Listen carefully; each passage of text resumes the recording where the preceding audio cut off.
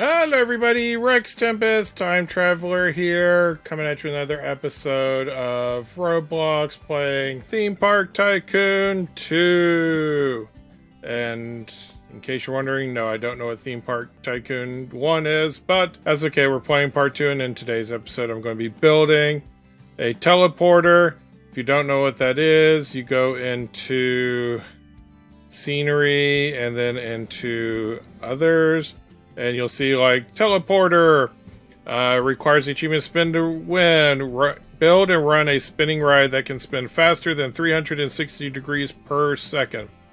So it'll allow you to quickly travel between different points in the park, even faster than the train track here can go. So what we're going to do is, yeah, see, it's locked. So we're going to unlock it. So the first thing we have to do is we have to get a spinning coaster. So go into your roller coasters and here we go. And this is something you have to build yourself. Now you may have seen some people have rides in their areas that look like a double spiral, goes up one way, comes down the other. And that is fine. I mean, that will actually unlock the achievement, but we're going to try to do things a little bit differently. Just because, I don't know, I'm the kind of person that likes to do things a little bit differently.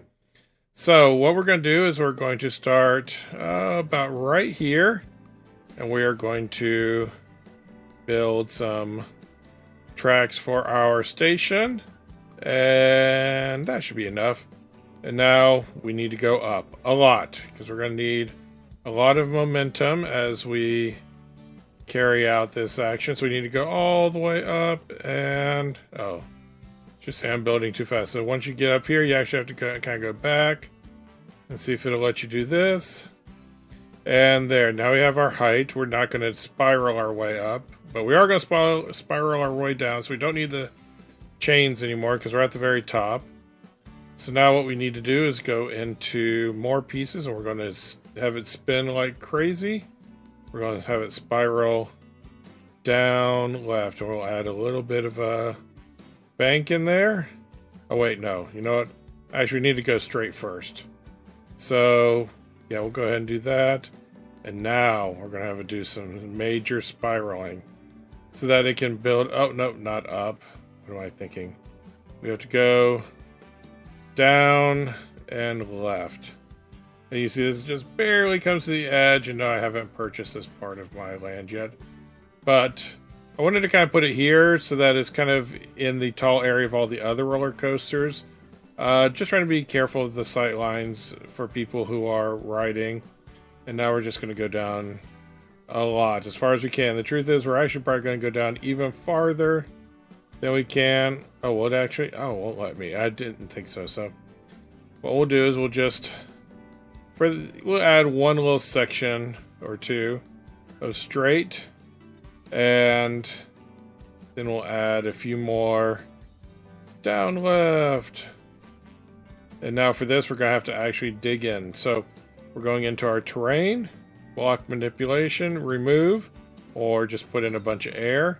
And now we got to dig down, because we need the sort of momentum of the fact that it is spiraling to sort of turn that into the spins for the coaster. So we need to sort of measure out the length of all of this. And whoops, that was just a mistake. All right. So now we want to see about how far. Okay, so normally we go here, but we did go in 2 spaces. So this should be more than enough to get us the rest of the way down. So we are going to go in and dig in. So we'll come back once we have a nice big hole.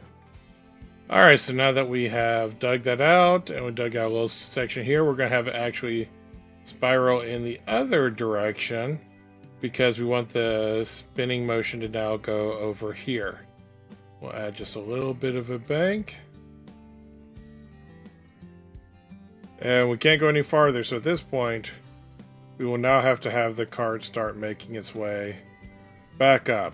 Of course, it's kind of hard to see what we're doing down here in the dark, so for the time being, we're going to put around some crystals just so we can see what we're doing. And yeah, now we're going to have to ton our way back up, but that does mean we need to first figure out where we want it to come back up. Doesn't help that I'm trying to do all this at night and it's dark down here. Okay, now I gotta add an entrance and an exit to this so that I can then test and see how it's gonna do. So, put an entrance here and exit there. And now we're going to test it and see if we got the necessary spin for this ride. And the best way to test it is, of course, to be on it. So now it goes all the way up. And let's see. Coming around. I don't want to put it into first person because I'm afraid that if I have done my job right, spin is going to be pretty insane.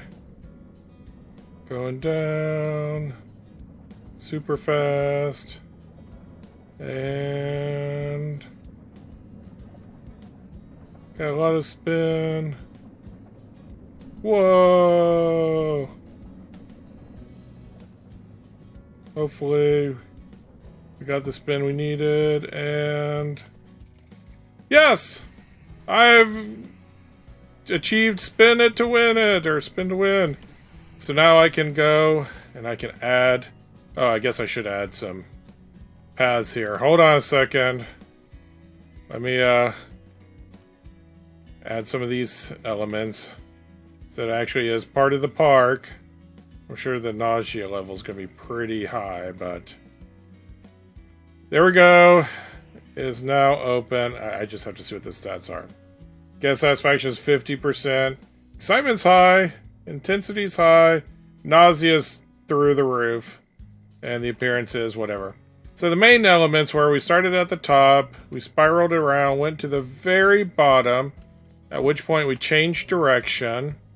And then just had to do some more changing of directions as we went. So I'm not sure exactly where the spin was, but those are the main elements. Go up high, go down low, switch your direction, and you should be able to unlock your own. So now, I know where I'm going to put the first teleporter, so bear with me.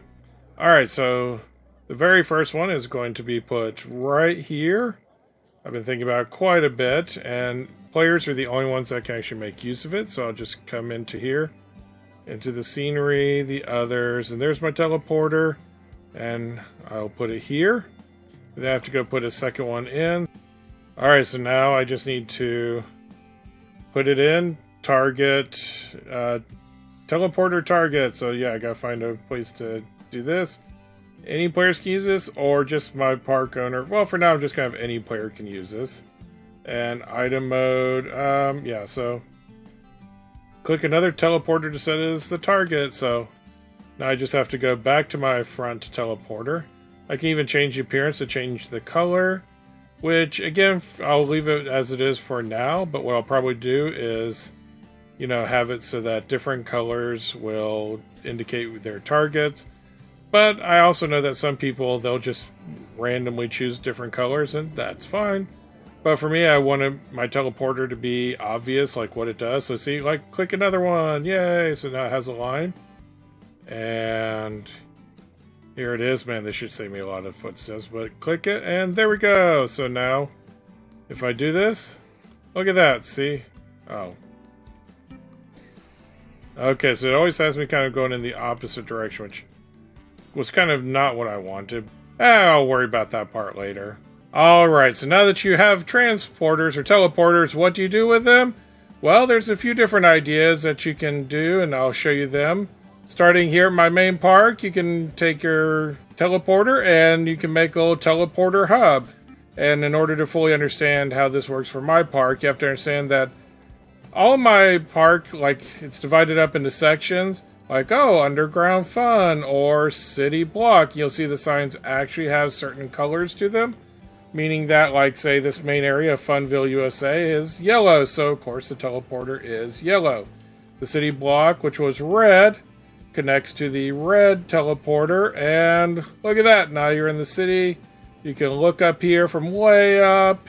You can jump down to interact. Or you could decide, oh, I want to go to the Pirates Cove. And there you are. And if you decide, oh, didn't want the Pirates Cove, let's try the Autumn area.